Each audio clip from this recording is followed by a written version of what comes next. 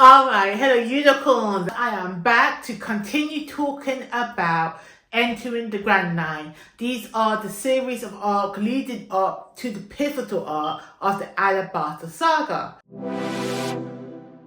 So where we left off in the last video, we left off at Whiskey Peak, where we was introduced to Princess Fifi and the Barbecue Works organization. Now we finally understood what the conflict was in these first couple of arcs. Now Barbecue Works is an organization of bounty hunters run by our antagonist, Mr. Zero, aka Crocodile. And the situation at hand is that Princess Fifi has infiltrated his organization in order to find out Mr. Zero's identity. She has found out his identity. However, his identity was meant to be kept a secret and she let that information slip. She has told the Straw Hats that Mr. Zero is indeed Sir Crocodile, and in doing so has put the Straw Hats on Crocodile's hit list of people that need to get.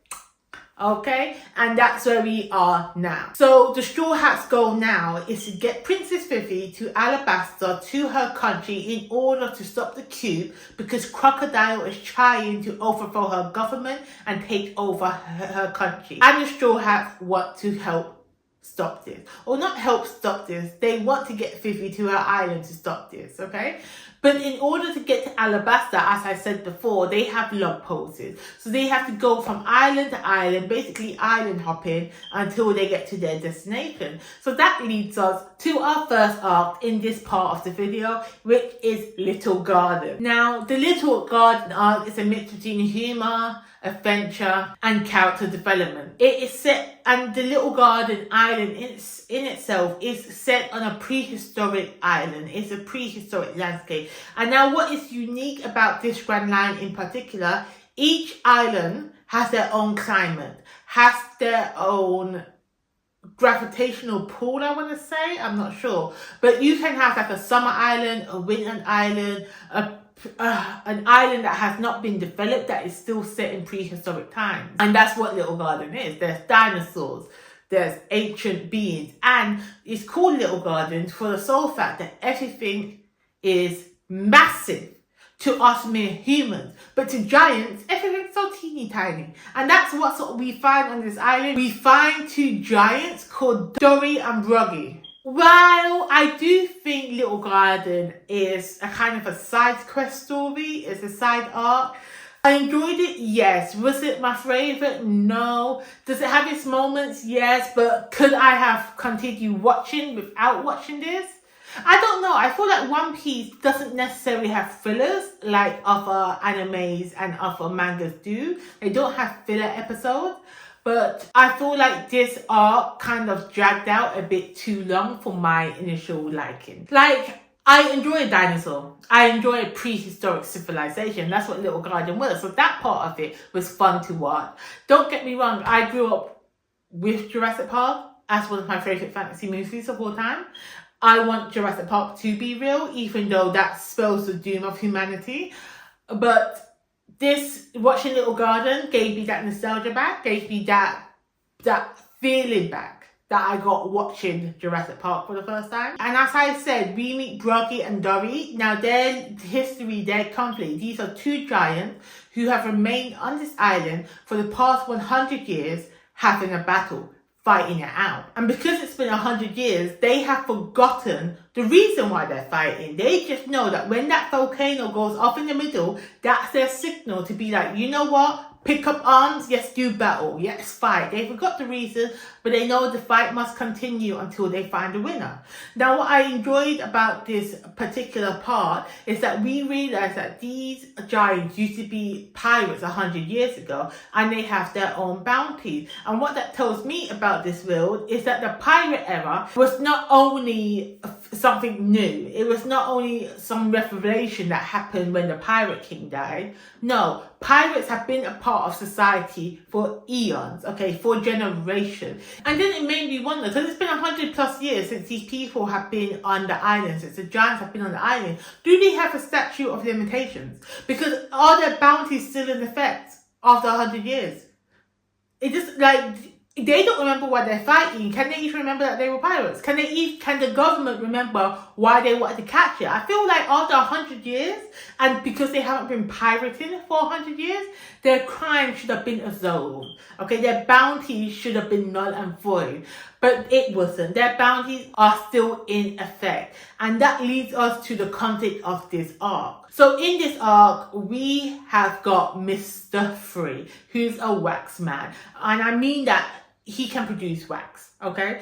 So what Mr. Free does, which is despicable, which I just cannot rate him for, actually I don't even like Mr. Free, full stop, is that he tampers with the beer that one of the giants are drinking, okay? He tampers with it, he puts explosives in it. So when these giants are having a little respite from their battle, they sit back with some of the crew and they start drinking beer and it blows up inside of him. And this affects the battle that giants have. Because when the giants are not in battle, when they're not fighting, they're besties. They're the only two giants on the island. They're best friends. But when they got to fight, everything is laid down and they're battling it out, okay? So because Mr. Free has tampered with the beer, obviously the giants don't know it, and they think the crew has done it. They think Luffy has tampered with the beer because it is their beer that they've given to them. So then he's just like, no, I must honor the fire. I must honor the cold. So he's got damage. I think it's Broggy. I forget which one of them. It's either one of them has got damage, but he still gets up and goes to fight. And then his bestie, I want to say Broggy has got the damage and Dory's the bestie. So Broggy's got the damage and Dory notices this. He's like, something's up, but he's still got to fight because they have honor. Okay? This is a duel and they have honor. So they're still going to fight it out. But something's off. They think Luffy and his crew did because it's their beer that they're drinking, and they try and attack Luffy, and then it's revealed that it's actually there's other people on the island, barbecue workers, Mr. Free and his partner Miss Goldie Wink. They reveal that it's them because they're trying to get the bounty. Okay, now I have to say that this pairing, even though their powers were interesting, it was a bit. I don't know, it didn't sit well with me. Because you have Mr. Free, who's got the wax free. He can create wax figurines. And then Miss Golden Weed can paint them. So they look real and they come alive and they look like real people. Yeah, so those two, they're the antagonists of this arc. And they're literally there to collect the bounty on the giants and to kill the Straw Hats who know that Mr. Free, and to kill off the Straw Hats who know Mr. Silver's real identity. So that's just the overall landscape. That is where we're at. Now let me give you some of my cons for this arc. I don't really have any major cons for the arc. As I said before, this arc can feel slow. Like the pacing kind of felt like it dragged a bit. And I think that's just an anime issue. I don't think that happened in the manga. I think the anime just dragged out certain scenes that went on for a bit too long. Like I get the fight sequence, the final battle sequence. I get that you wanted to make us understand how each of these new devil fruit abilities worked and how they work together. I was just thinking, I don't really care. I didn't really care about the devil fruit abilities. I knew that there was no real stakes. That was my problem. There was no real stakes. Like I already knew that these people, the Straw Hats, were not going to get killed in this scene. The giants might have been destroyed, but I didn't really care about them. I don't care for their story. I wasn't excited for it, you know? So it was an alright. It was an alright arc. It wasn't the greatest. But however, there were some pros to the Little Garden arc. And one of the pros that really stand out was Usopp. Now, if you don't already know this, well, you probably would if you watched the other video. Usopp has not been my favourite character. I have not enjoyed watching Usopp. In this arc, it was really Usopp and his genius ways and his intervention that helped save the day. So Usopp is in awe with the dragon. He loves it. He loves the manly battle that's going on. He loves the bravery that shows. And Usopp, as we well know, he's a coward. He's a liar. He likes to hide from fight. But watching these giants go at it, watching them keep to their code of honor has inspired Usopp to be a better person. And Usopp is the reason, because Miss Golden Week's power painting, if she puts the paint on you, it causes hypnosis, it causes you to act differently, and Usopp is the one that figures this out. So even though he's standing in the background, he's really active in these fight scenes, and I still don't like him. I mean, he's still not my favourite, but he can be useful. He's a very resourceful character. But I can't go an arc without discussing the antics of my favourite, Roanoa Zoro. Now, at this stage, Zoro is caught in a trap. He's caught getting covered in wax, along with Nami, Vivi, and one of the giants. So he can't move, and he's doing a power pose with his sword stood up like that. So they're being stopped to this pose by wax being trickled down on them with a massive candle wax machine. I put a picture so you can see. I can't really explain it. But they can't move. So in Zoro's determined. He ain't going to loosen nobody. So what he says is that I'm going to cut off my ankles. I'm going to slice off my feet so I can get free. And I'm like, boy, are you crazy?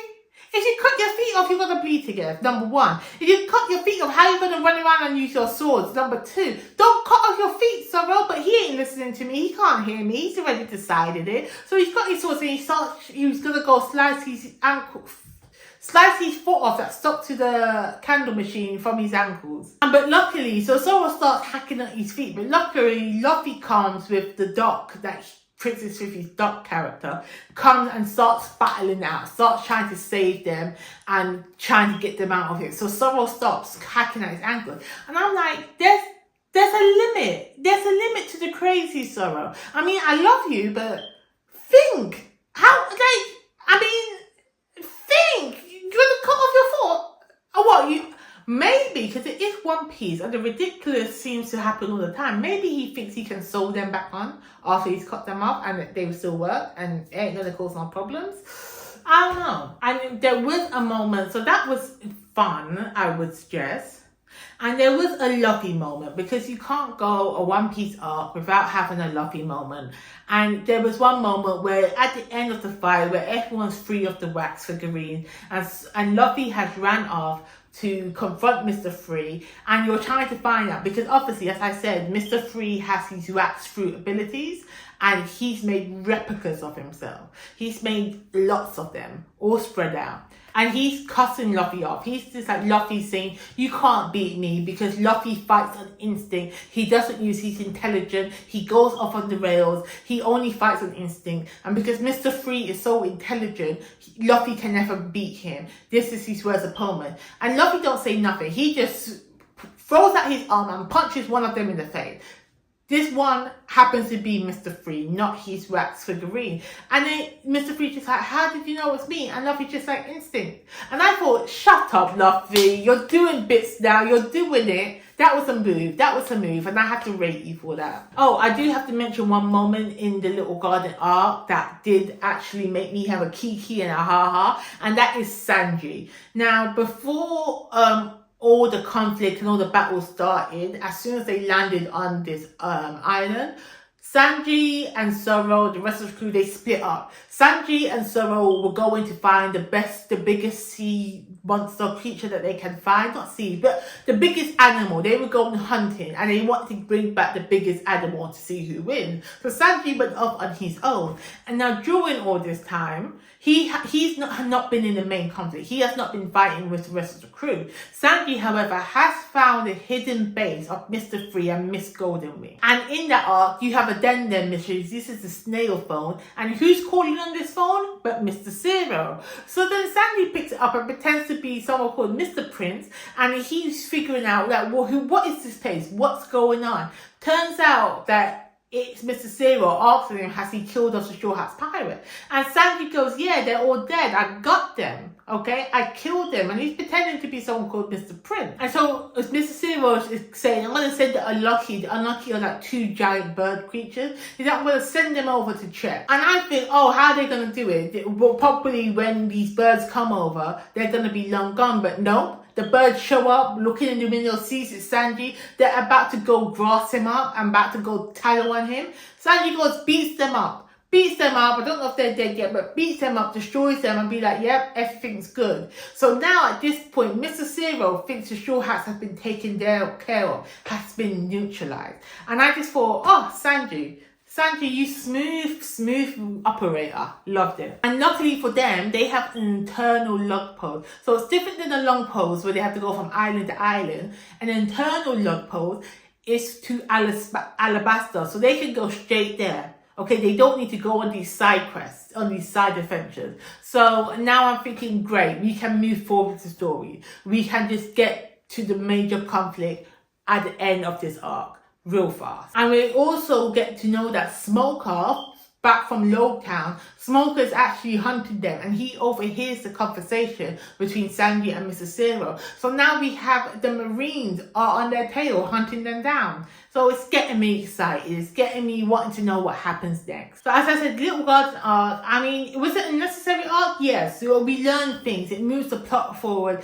I do feel like the episodes were a bit too long. It could have been wrapped up quicker, but I did enjoy it. There were some moments. But from Little Garden, we move on to Jump Island. Now, for Jump Island arc, I was surprised that this arc was here because I really thought we was going to go to Alabasta next, considering they have the internal log pole.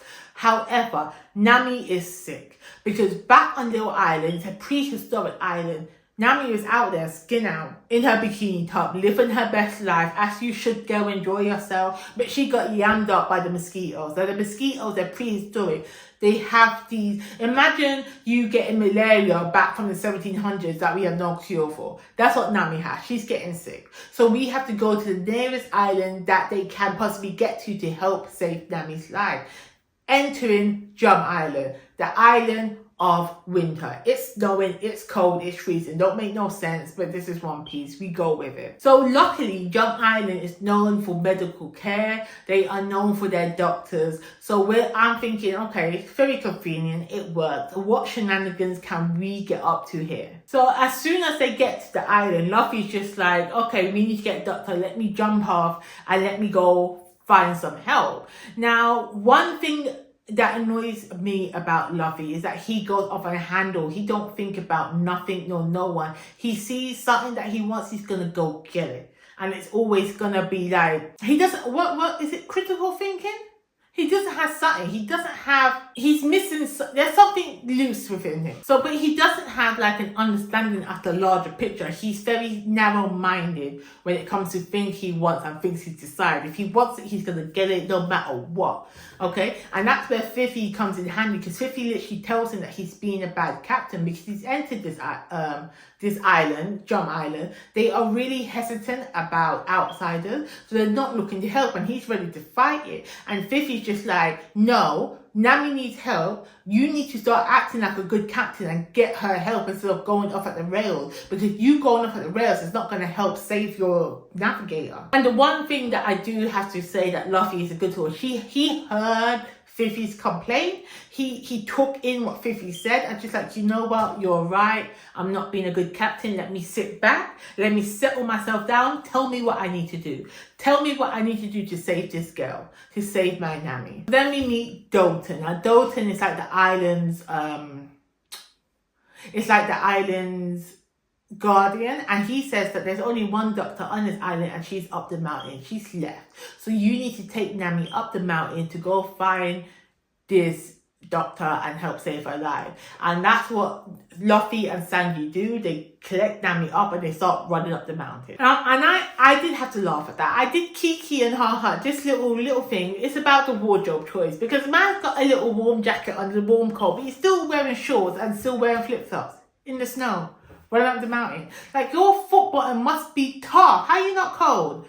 But anyway, in these particular scenes, we do see more of Sanji, because even though he loves women, he turns into such a goofball around women, he respects them as well. So because Nami is sick, he is carrying her, showing such tender love and care inside of him, because we know that he is in lust with her. Like, he looks at her and wants her, but to see him actually care and value this woman, it's great to see. I love it.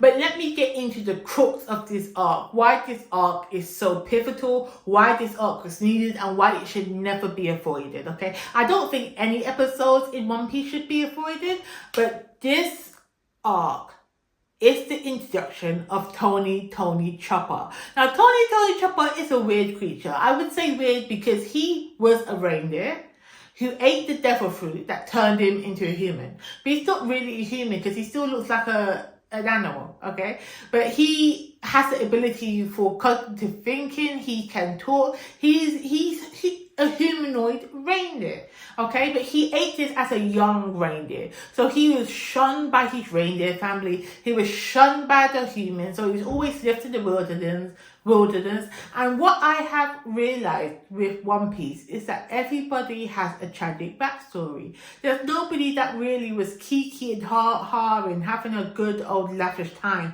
as a child, and then they thought, you know what, let me go on an adventure. Everybody's backstory touches your heart. Chopper's backstory is no different. Chopper's backstory is heartbreaking because Chopper, as I said, has been shunned by his reindeer family and has been shunned by the humans. So he got into the care of a doctor, not Dr. Kurina that we see him with, a doctor before. And this doctor was dying. This doctor knew that he was taking his last breath. So Tony wanted to be a good son, wanted to be a good friend to him, goes off into the wilderness to find a rare mushroom that can cure his doctor daddy's problem. And so he did it. He found this mushroom, and this doctor daddy eats the mushroom and says, thank you, Tony. Thank you, Chopper, you saved me. And Chopper's so happy. You can see it in his little face. He's so happy. No. That mushroom's poisonous. That mushroom kills you if it's eaten. And I'm thinking, this doctor man, why are you going to eat the mushroom that kills you? It's because Tony went through I see saying Tony. His name is Chopper. It's Tony Chopper. I'm not calling him Chopper. But Chopper went through so much hardship to find this mushroom that his doctor was just like, I want to eat it for you. So I'm going to die anyway. There's no cure. Let me not put this burden on you. So he eats the mushroom. He's going to die in 24 hours. And he says, all right, I'm going to go out, handle some business. And the doctor dies. And Chopper, I don't think Chopper knows that it was his mushroom that was poisonous, that killed him. But it was, and so Chopper has indirectly killed his father. Now, the backstory of Jump Island, I didn't really care for. I wasn't invested, like how I was invested with Arlong Park. I think I'm still reeling off that revelation. Even though the backstory here was, there are some themes in it that I could discuss. I don't care to discuss it because I don't really care about it.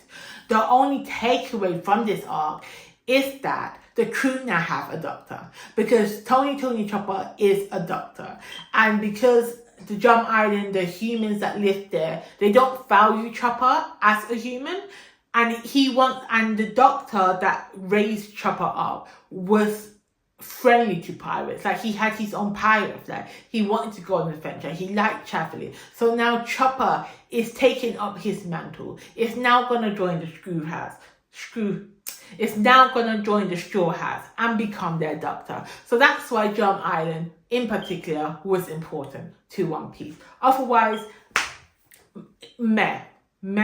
So the moments from these two arcs, I always close up with the moments. Now, there were some gems. There were some hidden moments that got me chilled.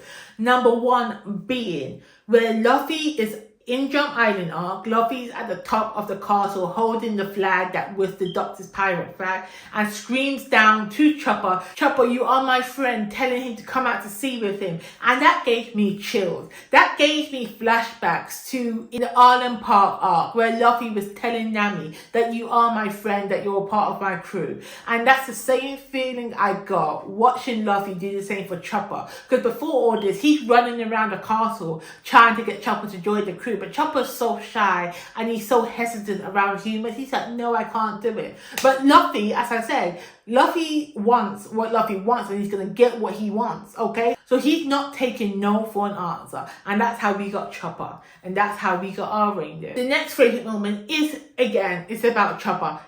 He has a magic pill that he takes and can turn into all different types of fighting for. So he has a little cute little kind of rabbit looking, what they call it, a tanuki. They have a little rabbit dog that he is. Then he can turn into a real life reindeer and he has like this powerful heart arm. Then he comes into a jumping point. Like, I want to know know more about Chopper's moves. I want to know more about his energy, what he's got going on. I loved it. And then we have it back from the Little Garden arc. I love Sanji's moment in that arc. I love Sanji talking on the phone. I was laughing because it's like he's doing a prank call to Mr. Zero, to Crocodile, and ain't no one's in on the joke except for me and Sanji and whoever's watching it. But I like that I enjoyed that part. So that concludes my entering the Grand Line saga. So I did binge these arcs all together. So with part 1, entering the Grand Line part 1, which is my previous video, this video, I did watch all the episodes all at once because I'm a binger, and I am now ready to get into the heart of the Alabasta saga. Okay, so if you want my thoughts on the Alabasta saga, please like and subscribe to this video so you can be notified of when I put my thoughts out on that. Thank you guys for watching, and I'll be back with another video soon.